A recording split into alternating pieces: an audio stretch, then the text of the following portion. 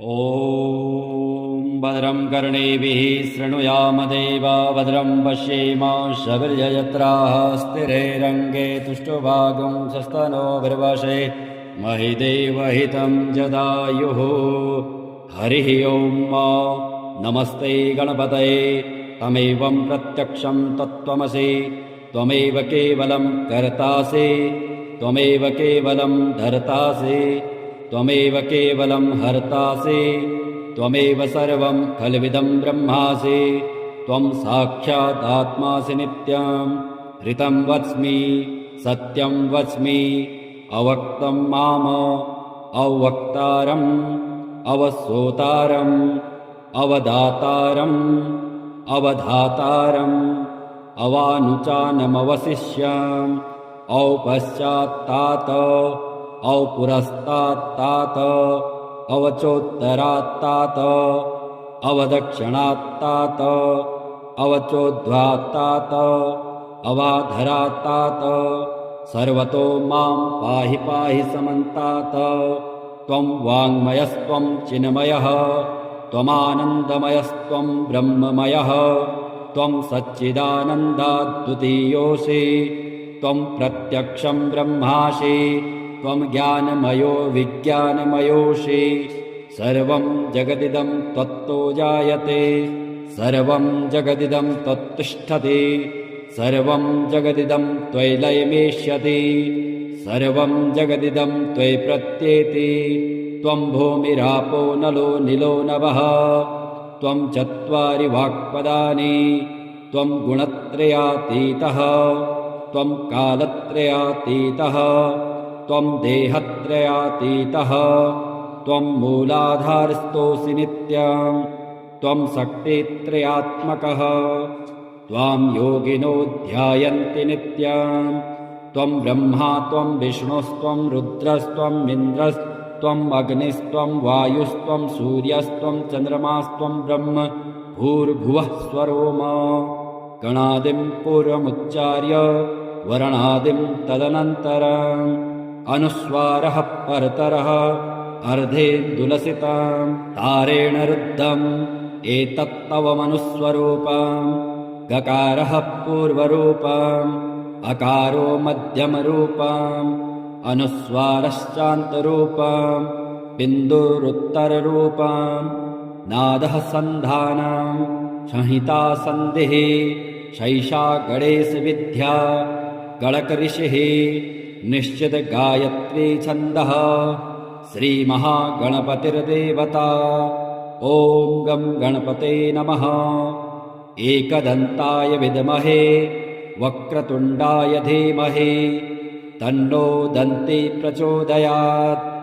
एकदन्तं चतुर्हस्तं पाशमङ्कुशधारिणम् अभयं वरदं हस्तैर्बिभ्राणं मूषकध्वजं रक्तं लम्बोदरं शूर्पकर्णकं रक्तवाससं रक्तगन्धानुलिप्ताङ्गं रक्तपुष्पैः सुपूजितं भक्तानुकम्पिनं देवं जगत्कारणमच्युतम् आविर्भूतं च सृष्ट्यादौ प्रकृतेः पुरुषात् परम् एवं ध्यायन्ति यो नित्यं स योगी योगिनां वरः।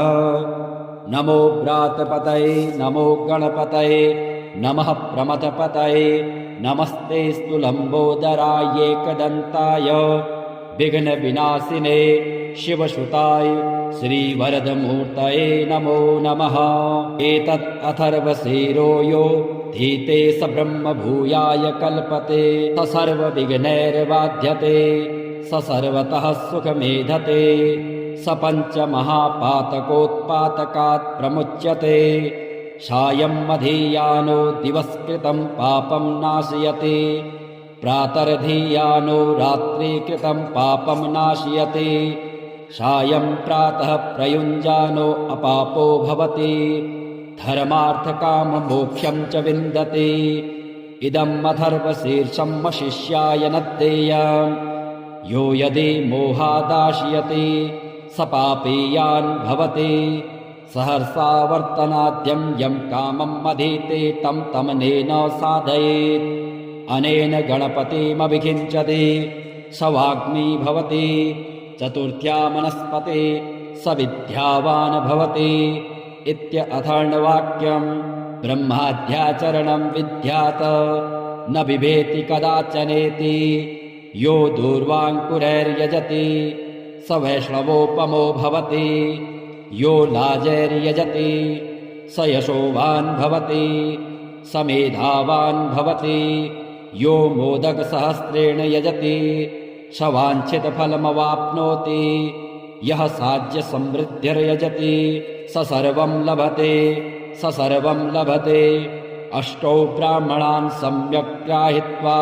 सूर्यवर्चस्वी भवति सूर्यग्रहे महानद्यां प्रतिमासन्निधौ वा जपत्वा सिद्धमन्त्रो भवति महाविघ्नात् प्रमुच्यते महापापात् प्रमुच्यते महादोषात् प्रमुच्यते स सर्वविद् भवति स सर्वविद् भवति य एवं वेद ॐ भद्रं कर्णेभिः शृणुयाम देवा भद्रं पश्येमाशविर्यजत्राः स्थिरैरङ्गे तुष्टुवागुं स्वस्तनोभिर्वशेमहि देवहितं जदायुः मुदाकरात् मोदकं सदा विमुक्तिसाधकं कलाधरावतंसकं विलासिलोकरञ्जकम् अनायकैकनायकं विनाशिते भदैत्यकं नताशुभासुनाशकं नमामि तं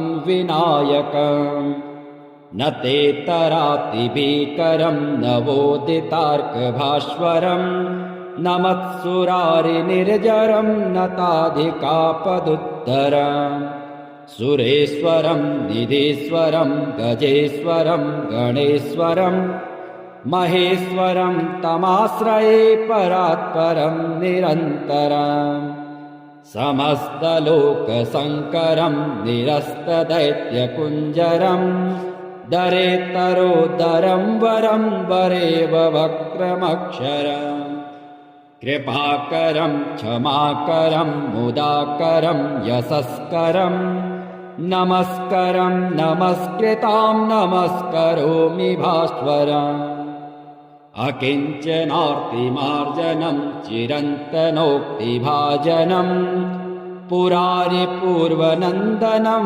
सुरारिगर्वचर्वणम् प्रपञ्चनाशभीषणं धनञ्जयादिभूषणं कपोलदानवारणं भजे पुराणवारणम् नितान्तकान्तदन्तकान्तिमन्तकात्मकात्मजं मचिन्त्यरूपमन्तहीनमन्तराय चिन्तनम् हृदन्तरे निरन्तरं वसन्तमेव योगिनां तमेकदन्तमेव तं विचिन्तयामि सन्ततम् महागणेश पञ्चरत्नमादरेण योन्वहं प्रगायते प्रभातके हृदि स्मरन् गणेश्वरम् अरोगतामदोषतां सुसाहितिं सुपुत्रतां समाहितायुरष्टभूतिमभ्युपैति सुचिरात्।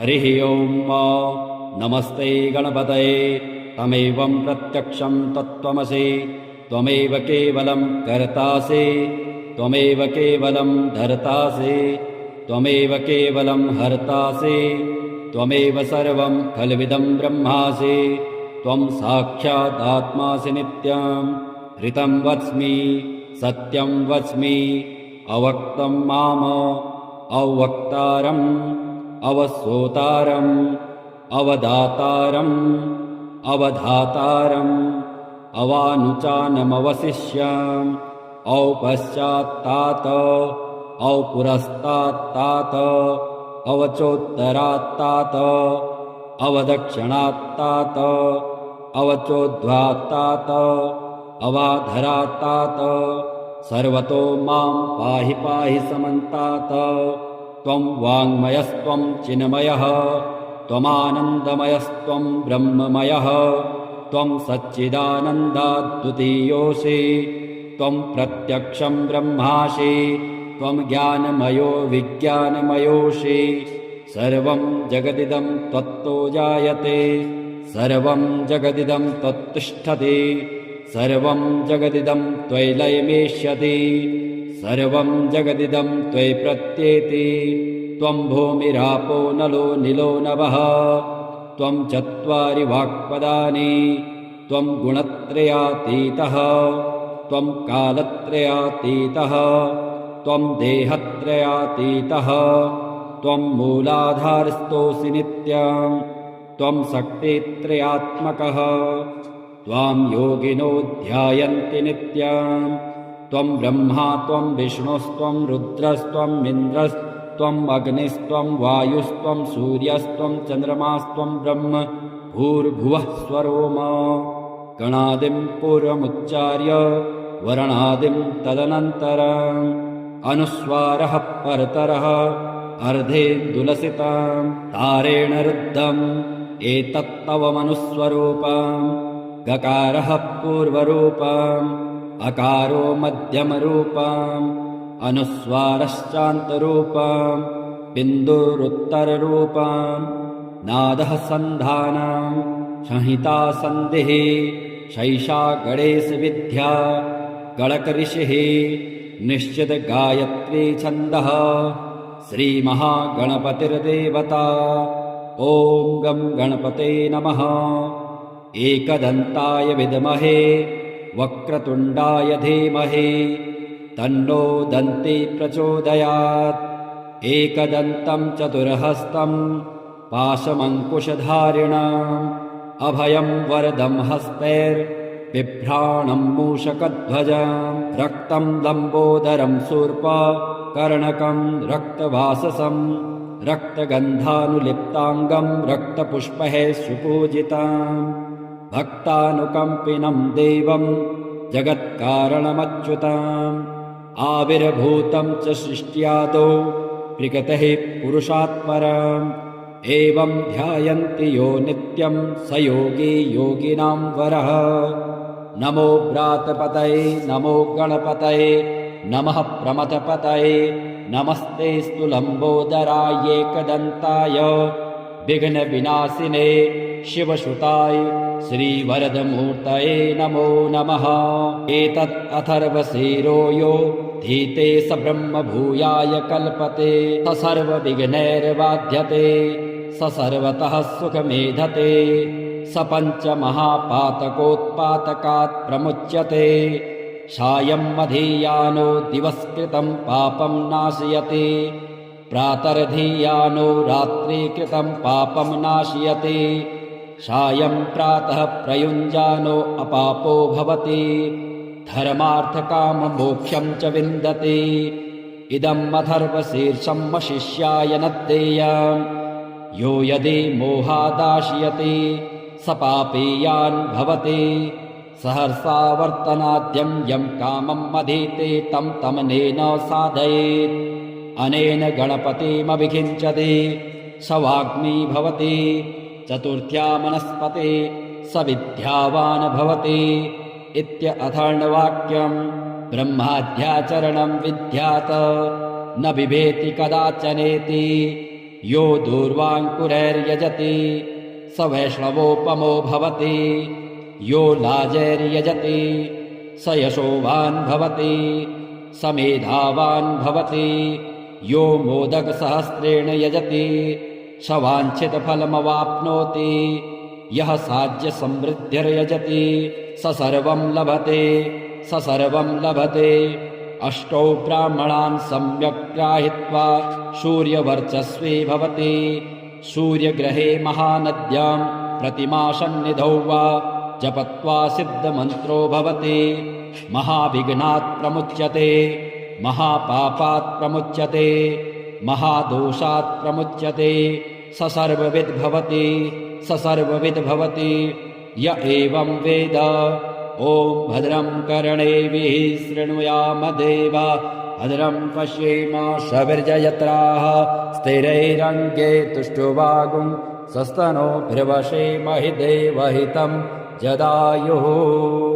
मुदाकरात् मोदकं सदा विमुक्तिसाधकं कलाधरावतंसकं विलासिलोकरञ्जकम् अनायकैकनायकं विनाशिते भदैत्यकं नताशुभासुनाशकं नमामि तं विनायकम् न ते तरातिभीकरं नवोदितार्कभास्वरम् न मत्सुरारिनिर्जरं नताधिकापदुत्तरम् सुरेश्वरं निधीश्वरं गजेश्वरं गणेश्वरं महेश्वरं तमाश्रये परात्परं निरन्तरम् समस्तलोकशङ्करं निरस्तदैत्यकुञ्जरं दरेतरोदरं वरं वरेव वक्रमक्षरम् कृपाकरं क्षमाकरं मुदाकरं यशस्करं नमस्करं नमस्कृतां नमस्करोमि भास्वरम् अकिञ्चनार्तिमार्जनं चिरन्तनोक्तिभाजनं पुरारिपूर्वनन्दनं सुरारिगर्वचर्वण प्रपञ्चनाशभीषणं धनञ्जयादिभूषणं कपोलदानवारणं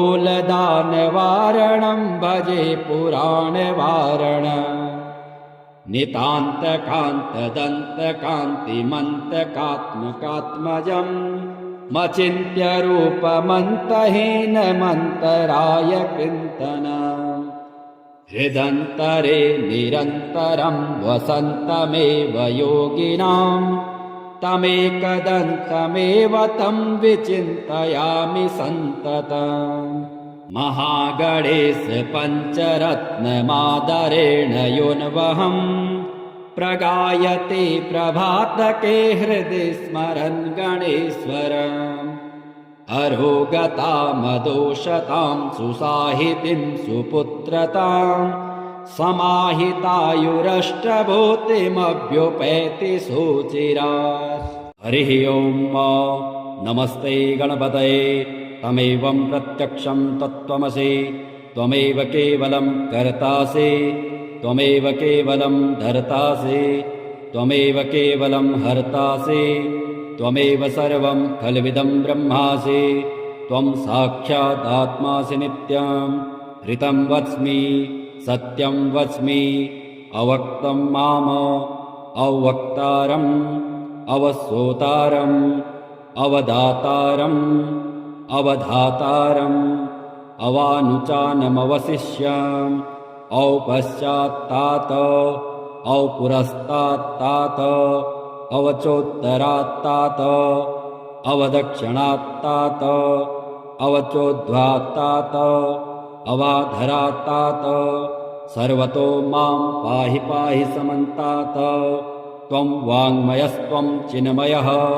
त्वमानन्दमयस्त्वं ब्रह्ममयः त्वं सच्चिदानन्दाद्वितीयोऽसि त्वं प्रत्यक्षं ब्रह्मासि त्वं ज्ञानमयो विज्ञानमयोऽसि सर्वं जगदिदं त्वत्तो जायते सर्वं जगदिदं त्वत्तिष्ठति सर्वं जगदिदं त्वयि लयमेष्यति सर्वं जगदिदं त्वयि प्रत्येति त्वं भूमिरापो नलो निलो नभः त्वं चत्वारि वाक्पदानि त्वं गुणत्रयातीतः त्वं कालत्रयातीतः त्वं देहत्रयातीतः त्वं मूलाधारस्थोऽसि नित्यं त्वं शक्तित्रयात्मकः त्वां योगिनो ध्यायन्ति नित्यं त्वं ब्रह्मा त्वं विष्णुस्त्वं रुद्रस्त्वं इन्द्रस्त्वम् अग्निस्त्वं वायुस्त्वं सूर्यस्त्वं चन्द्रमास्त्वं ब्रह्म भूर्भुवः स्वरोम गणादिं पूर्वमुच्चार्य वर्णादिं तदनन्तरम् अनुस्वारः परतरः अर्धेन्दुलसितं तारेण रुद्धम् एतत्तव मनुस्वरूपम् गकारः पूर्वरूपम् अकारो मध्यमरूपम् अनुस्वारश्चान्तरूपम् बिन्दुरुत्तररूपम् नादः सन्धानम् संहिता सन्धिः शैषा गणेशविद्या गणकऋषिः निश्चित गायत्री छन्दः श्रीमहागणपतिर्देवता। ॐ गं गणपते नमः। एकदन्ताय विद्महे वक्रतुण्डाय धीमहि तन्नो दन्ती प्रचोदयात्। एकदन्तं चतुर्हस्तं पाशमङ्कुशधारिणम् अभयं वरदं हस्तैर्बिभ्राणं मूषकध्वजम् रक्तं लम्बोदरं शूर्पकर्णकं रक्तवाससं रक्तगन्धानुलिप्ताङ्गं रक्तपुष्पैः सुपूजितम् भक्तानुकम्पिनं देवं जगत्कारणमच्युतम् आविर्भूतं च सृष्ट्यादौ प्रकृतेः पुरुषात् परम् एवं ध्यायन्ति यो नित्यं स योगी योगिनां वरः। नमो व्रातपतये नमो गणपतये नमः प्रमथपतये नमस्ते लम्बोदराय एकदन्ताय विघ्नविनाशिने शिवसुताय श्रीवरदमूर्तये नमो नमः। एतत् अथर्वशीरो यो धीते स ब्रह्मभूयाय कल्पते स सर्वविघ्नैर्बाध्यते स सर्वतः सुखमेधते स पञ्चमहापातकोत्पातकात् प्रमुच्यते सायं मधीयानो दिवस्कृतं पापं नाशयति प्रातर्धीयानो रात्रिकृतं पापं नाशयति सायं प्रातः प्रयुञ्जानो अपापो भवति धर्मार्थकाममोक्षं च विन्दति। इदम् अथर्वशीर्षं शिष्याय न देयम् यो यदि मोहादाशयति स पापीयान् भवति सहर्षा वर्तनाद्यं यं कामम् अधीते तं तमनेन साधयेत् अनेन गणपतिमभिषिञ्चति स वाग्मी भवति चतुर्थ्या मनस्पते स विद्यावान् भवति इत्यथर्ववाक्यम् ब्रह्माद्याचरणं विद्यात् न बिभेति कदाचनेति यो दूर्वाङ्कुरैर्यजति स वैष्णवोपमो भवति यो लाजैर्यजति स यशोवान् भवति स मेधावान् भवति यो मोदकसहस्रेण यजति स वाञ्छितफलमवाप्नोति यः साज्यसमृद्धिर्यजति स सर्वं लभते स सर्वं लभते। अष्टौ ब्राह्मणान् सम्यक् ग्राहीत्वा सूर्यवर्चस्वी भवति सूर्यग्रहे महानद्यां प्रतिमासन्निधौ वा जपत्वा सिद्धमन्त्रो भवति महाविघ्नात् प्रमुच्यते महापापात् प्रमुच्यते महादोषात् प्रमुच्यते स सर्वविद् भवति स सर्वविद् भवति य एवं वेद। ॐ भद्रं कर्णेभिः शृणुयाम देवा भद्रं पश्येम सविर्जयत्राः स्थिरैरङ्गे तुष्टुवागुं स्वस्तनोभिर्वशेमहि देवहितं जदायुः। मुदाकरात् मोदकं सदा विमुक्तिसाधकं कलाधरावतंसकं विलासिलोकरञ्जकम् अनायकैकनायकं विनाशिते भदैत्यकं नताशुभासुनाशकं नमामि तं विनायकम् न तेतरातिभीकरं नवोदितार्कभास्वरं नमत्सुरारिनिर्जरं नताधिकापदुत्तरम् सुरेश्वरं निधीश्वरं गजेश्वरं गणेश्वरं महेश्वरं तमाश्रये परात्परं निरन्तरम् समस्तलोकशङ्करं निरस्तदैत्यकुञ्जरं दरेतरोदरं वरं वरेव वक्रमक्षरम् कृपाकरं क्षमाकरं मुदाकरं यशस्करं नमस्करं नमस्कृतां नमस्करोमि भास्वरम् अकिञ्चनार्तिमार्जनं चिरन्तनोक्तिभाजनं पुरारिपूर्वनन्दनं सुरारिगर्वचर्वण प्रपञ्चनाशभीषणं धनञ्जयादिभूषणम् कपोलदानवारणं भजे पुराणवारण नितान्तकान्तदन्तकान्तिमन्तकात्मकात्मजम् मचिन्त्यरूपमन्तहीनमन्तराय चिन्तन हृदन्तरे निरन्तरं वसन्तमेव योगिनां तमेकदन्तमेव तं विचिन्तयामि सन्ततम् महागणेश पञ्चरत्नमादरेण योन्वहम् प्रगायते प्रभातके हृदि स्मरन् गणेश्वरम् अरोगतामदोषतां सुसाहितिं सुपुत्रतां समाहितायुरष्टभूतिमभ्युपैति सुचिरात्। हरिः ओम् नमस्ते गणपतये तमेवं प्रत्यक्षं तत्त्वमसि त्वमेव केवलं कर्तासि त्वमेव केवलं धर्तासि त्वमेव केवलं हर्तासि त्वमेव सर्वं खल्विदं ब्रह्मासि त्वं साक्षादात्मासि नित्यं ऋतं वच्मि सत्यं वच्मि अवक्तं माम अवक्तारम् अवश्रोतारम् अवदातारम् अवधातारम् अवानुचानमवशिष्याम् औपश्चात्तात औपुरस्तात्तात अवचोत्तरात्तात अवदक्षिणात्तात अवचोद्ध्वात्तात अवाधरात्तात सर्वतो मां पाहि पाहि समन्तात त्वं वाङ्मयस्त्वं चिन्मयः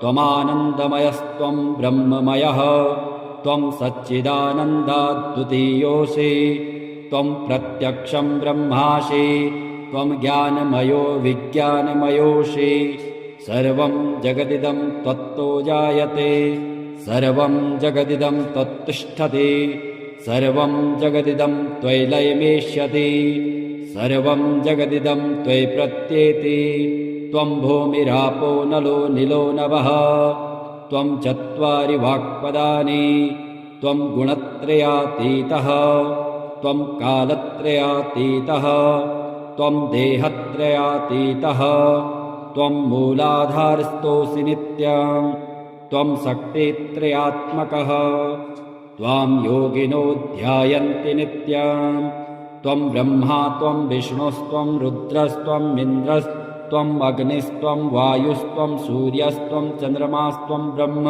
भूर्भुवः स्वरोम गणादिं पूर्वमुच्चार्य वर्णादिं तदनन्तरम् अनुस्वारः परतरः अर्धेन्दुलसितं तारेण रुद्धम् एतत्तव मनुस्वरूपम् गकारः पूर्वरूपम् अकारो मध्यमरूपम् अनुस्वारश्चान्तरूपम् बिन्दुरुत्तररूपम् नादः सन्धानम् संहिता सन्धिः शैषा गणेशविद्या गणकऋषिः निश्चित गायत्री छन्दः श्रीमहागणपतिर्देवता ॐ गं गणपते नमः एकदन्ताय विद्महे वक्रतुण्डाय धीमहि तन्नो दन्ती प्रचोदयात् एकदन्तं चतुर्हस्तं पाशमङ्कुशधारिणम् अभयं वरदं हस्तैर्बिभ्राणं मूषकध्वजं रक्तं लम्बोदरं शूर्पकर्णकं रक्तवाससं रक्तगन्धानुलिप्ताङ्गं रक्तपुष्पैः सुपूजितं भक्तानुकम्पिनं देवं जगत्कारणमच्युतम् आविर्भूतं च सृष्ट्यादौ प्रकृतेः पुरुषात् परम् एवं ध्यायन्ति यो नित्यं स योगी योगिनां वरः नमो व्रातपतये नमो गणपतये नमः प्रमथपतये नमस्तेऽस्तु लम्बोदराय एकदन्ताय विघ्नविनाशिने शिवसुताय श्रीवरदमूर्तये नमो नमः एतत् अथर्वशीरो यो धीते स ब्रह्म भूयाय कल्पते स सर्वविघ्नैर्बाध्यते स सर्वतः सुखमेधते स पञ्चमहापातकोत्पातकात् प्रमुच्यते सायं मधीयानो दिवस्कृतं पापं नाशयति प्रातर्धीयानो रात्रिकृतं पापं नाशयति सायं प्रातः प्रयुञ्जानो अपापो भवति धर्मार्थकाममोक्षं च विन्दति इदम् अथर्वशीर्षं शिष्याय न देयम् यो यदि मोहादाशयति स पापीयान् भवति सहर्षा वर्तनाद्यं यं कामम् अधीते तं तमनेन साधयेत् अनेन गणपतिमभिषिञ्चति स वाग्मी भवति चतुर्थ्या मनस्पते स विद्यावान् भवति इत्यथर्ववाक्यम् ब्रह्माद्याचरणं विद्यात् न बिभेति कदाचनेति यो दूर्वाङ्कुरैर्यजति स वैष्णवोपमो भवति यो लाजैर्यजति स यशोवान् भवति स मेधावान् भवति यो मोदकसहस्रेण यजति स वाञ्छितफलमवाप्नोति यः साज्यसमृद्धिर्यजति स सर्वं लभते स सर्वं लभते अष्टौ ब्राह्मणान् सम्यक् ग्राहीत्वा सूर्यवर्चस्वी भवति सूर्यग्रहे महानद्यां प्रतिमासन्निधौ वा जपत्वा सिद्धमन्त्रो भवति महाविघ्नात् प्रमुच्यते महापापात् प्रमुच्यते महादोषात् प्रमुच्यते स सर्वविद् भवति स सर्वविद् भवति य एवं वेद ॐ भद्रं कर्णेभिः शृणुयाम देवा भद्रं पश्येम सविर्जयत्राः स्थिरैरङ्गे तुष्टुवागुं सस्तनोभिर्वशेमहि देवहितं जदायुः मुदाकरात् मोदकं सदा विमुक्तिसाधकं कलाधरावतंसकं विलासिलोकरञ्जकम् अनायकैकनायकं विनाशिते भदैत्यकं नताशुभासुनाशकं नमामि तं विनायकम् न तेतरातिभीकरं नवोदितार्कभास्वरम् न मत्सुरारिनिर्जरं नताधिकापदुत्तरम् सुरेश्वरं निधीश्वरं गजेश्वरं गणेश्वरं महेश्वरं तमाश्रये परात्परं निरन्तरम् समस्तलोकशङ्करं निरस्तदैत्यकुञ्जरं दरेतरोदरं वरं वरेव वक्रमक्षरम् कृपाकरं क्षमाकरं मुदाकरं यशस्करं नमस्करं नमस्कृतां नमस्करोमि भास्वरम् अकिञ्चनार्तिमार्जनं चिरन्तनोक्तिभाजनं पुरारिपूर्वनन्दनं सुरारिगर्वचर्वण प्रपञ्चनाशभीषणं धनञ्जयादिभूषणं कपोलदानवारणं भजे पुराणवारणम् नितान्तकान्तदन्तकान्तिमन्तकात्मकात्मजं मचिन्त्यरूपमन्तहीनमन्तराय चिन्तनम् हृदन्तरे निरन्तरं वसन्तमेव योगिनां तमेकदन्तमेव तं विचिन्तयामि सन्ततम् महागणेश पञ्चरत्नमादरेण योन्वहं प्रगायते प्रभातके हृदि स्मरन् गणेश्वरम् अरोगतामदोषतां सुसाहितिं सुपुत्रतां समाहितायुरष्टभूतिमभ्युपैति सुचिरात्। हरिः ॐ नमस्ते गणपतये तमेवं प्रत्यक्षं तत्त्वमसि त्वमेव केवलं कर्तासि त्वमेव केवलं धर्तासि त्वमेव केवलं हर्तासि त्वमेव सर्वं खल्विदं ब्रह्मासि त्वं साक्षात् आत्मासि नित्यं ऋतं वच्मि सत्यं वच्मि अवक्तं माम अवक्तारम् अवसोतारम् अवदातारम् अवधातारम् अवानुचानमवशिष्याम् औपश्चात्तात औपुरस्तात्तात अवचोत्तरात्तात अवदक्षिणात्तात अवचोद्ध्वात्तात अवाधरात्तात सर्वतो मां पाहि पाहि समन्तात। त्वं वाङ्मयस्त्वं चिन्मयः त्वमानन्दमयस्त्वं ब्रह्ममयः त्वं सच्चिदानन्दाद्वितीयोऽसि त्वं प्रत्यक्षं ब्रह्मासि त्वं ज्ञानमयो विज्ञानमयोऽसि।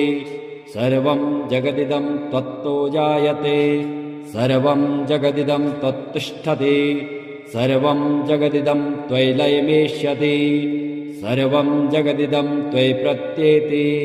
त्वं भूमिरापो नलो निलो नभः त्वं चत्वारि वाक्पदानि त्वं गुणत्रयातीतः त्वं कालत्रयातीतः त्वं देहत्रयातीतः त्वं मूलाधारस्थोऽसि नित्यं त्वं शक्तित्रयात्मकः त्वां योगिनो ध्यायन्ति नित्यं।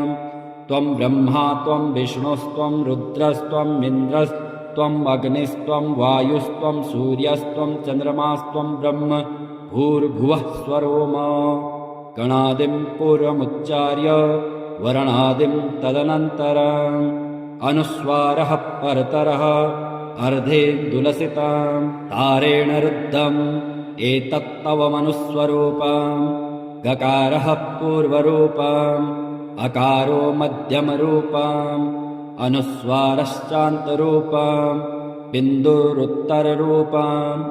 नादः सन्धानम् संहिता सन्धिः शैषा गणेशविद्या गणकऋषिः निश्चित गायत्री छन्दः श्रीमहागणपतिर्देवता। ॐ गं गणपते नमः।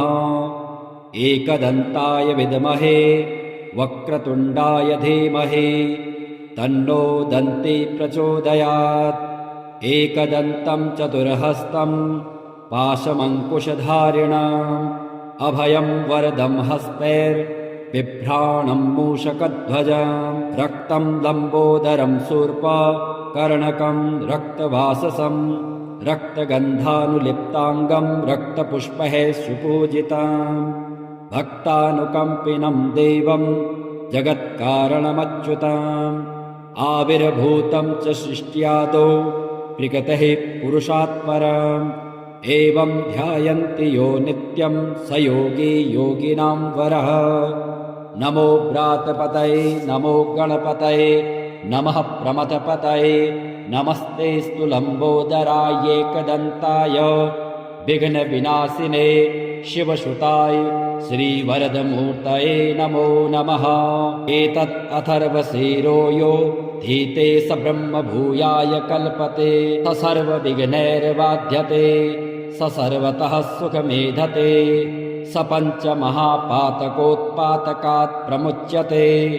सायं मधीयानो दिवस्कृतं पापं नाशयति प्रातर्धीयानो रात्रिकृतं पापं नाशयति। सायं प्रातः प्रयुञ्जानो अपापो भवति धर्मार्थकाममोक्षं च विन्दति। इदम् अथर्वशीर्षं शिष्याय न देयम् यो यदि मोहादाशयति स पापीयान् भवति। सहर्षा वर्तनाद्यं यं कामम् अधीते तं तमनेन साधयेत्। अनेन गणपतिमभिषिञ्चति स वाग्मी भवति। चतुर्थ्या मनस्पते स विद्यावान् भवति इत्यथर्वणवाक्यम्। ब्रह्माद्याचरणं विद्यात् न बिभेति कदाचनेति। यो दूर्वाङ्कुरैर्यजति स वैष्णवोपमो भवति। यो लाजैर्यजति स यशोवान् भवति स मेधावान् भवति। यो मोदकसहस्रेण यजति स वाञ्छितफलमवाप्नोति। यः साज्यसमृद्धिर्यजति स सर्वं लभते स सर्वं लभते।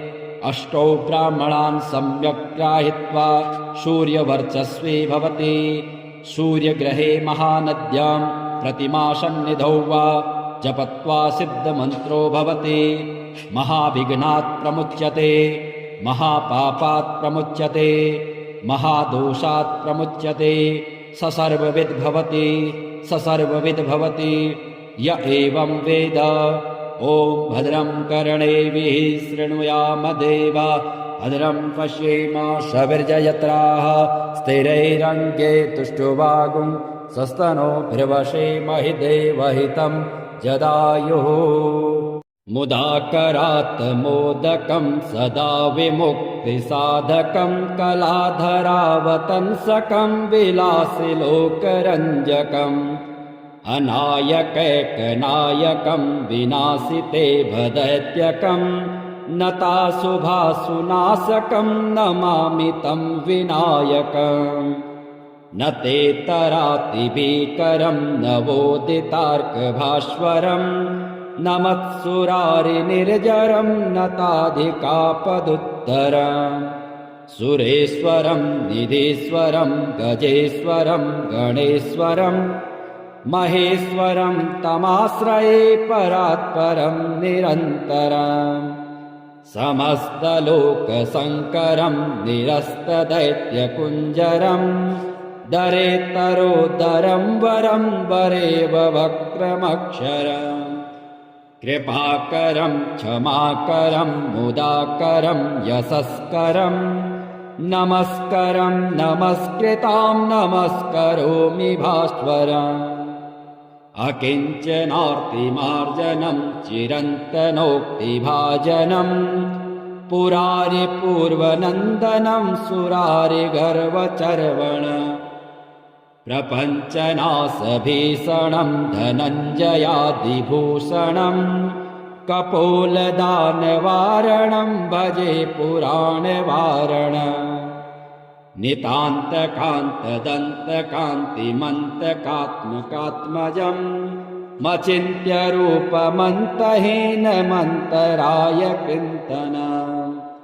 हृदन्तरे निरन्तरं वसन्तमेव योगिनां तमेकदन्तमेव तं विचिन्तयामि सन्ततम्। महागणेश पञ्चरत्नमादरेण योन्वहं प्रगायते प्रभातके हृदि स्मरन् गणेश्वरम्। अरोगतामदोषतां सुसाहितिं सुपुत्रतां समाहितायुरष्टभूतिमभ्युपैति सुचिरात्।